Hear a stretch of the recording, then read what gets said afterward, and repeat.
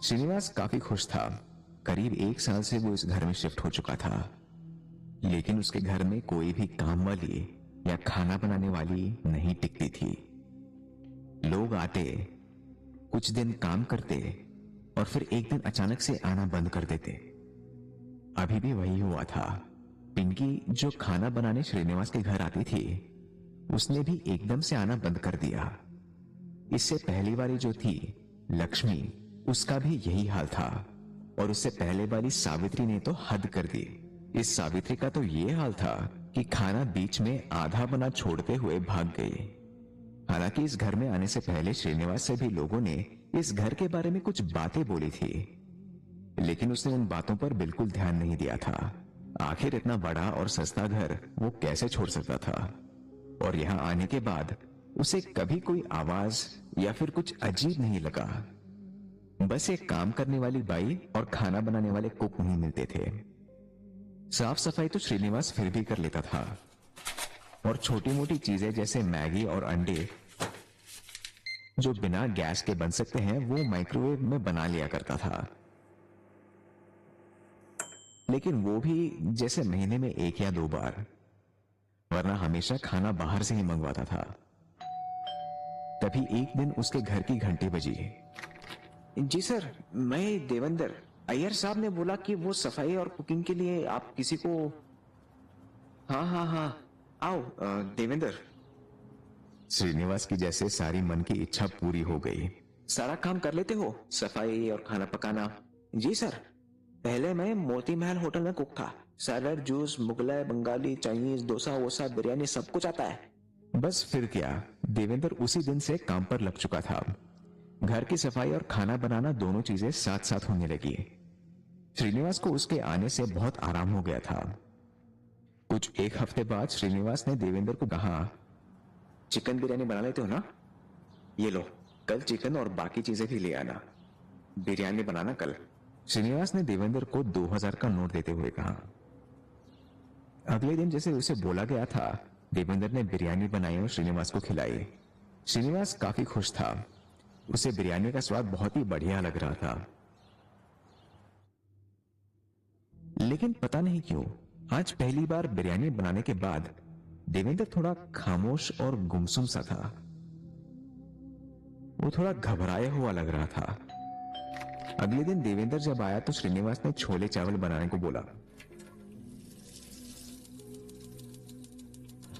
और खुद अपने कमरे में काम करने लगा।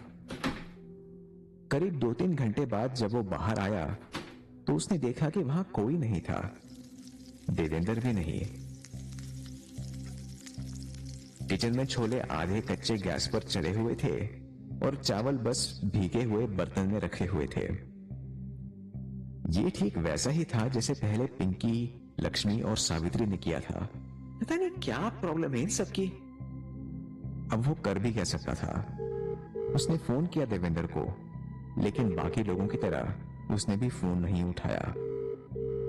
श्रीनिवास को समझ में आ गया कि ये भी भाग गया बिना बताए।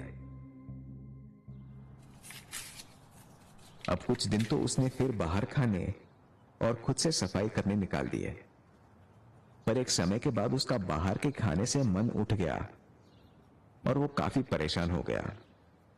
एक दोस्त की सलाह पर उसने अब YouTube से देखकर खाना बनाना सीखने की सोची। उसके पास अब रास्ता भी क्या था। पहले ही दिन उसने राजमा चावल बनाने की सोची। सब कुछ पढ़कर और देखकर वो राजमा चावल बनाने की तैयारी में लग गया। उसने कढ़ाई निकाली और राजमा के मसाले बनाने लगा। धुआं हो ही रहा था तो उसने तुरंत वो चिमनी का बटन दबाकर उसे ऑन कर दिया।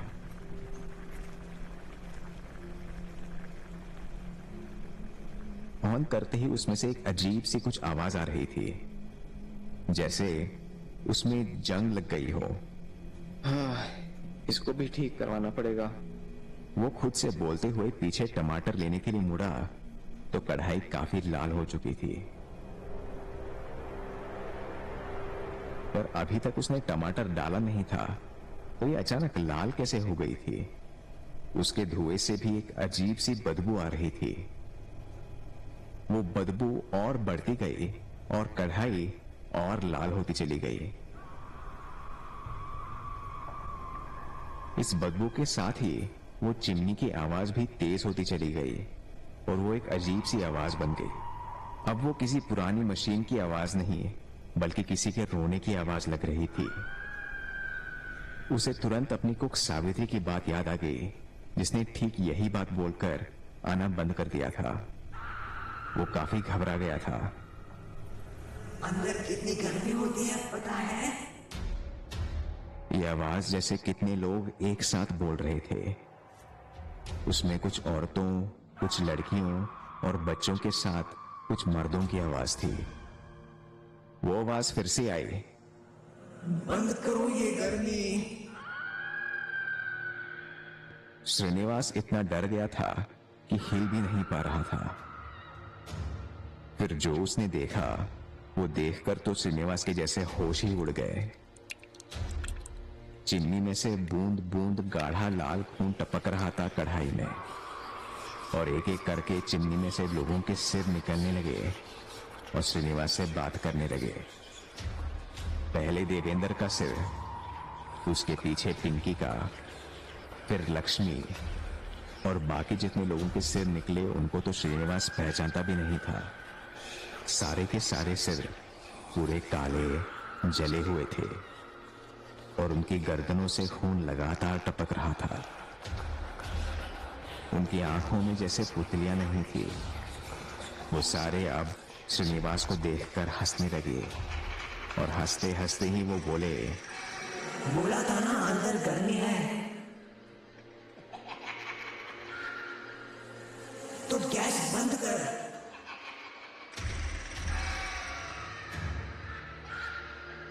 किचन में करीब 25 से 30 सिर जमा हो गए थे और सब हंस रहे थे।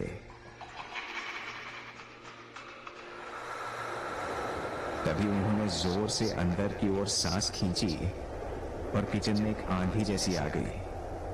वो आंधी इतनी तेज थी कि श्रीनिवास को खींचते हुए उसे चिमनी की तरफ ले गए। अगले 2 मिनट में ही श्रीनिवास का सिर तेजी से चिमनी के अंदर घुस गया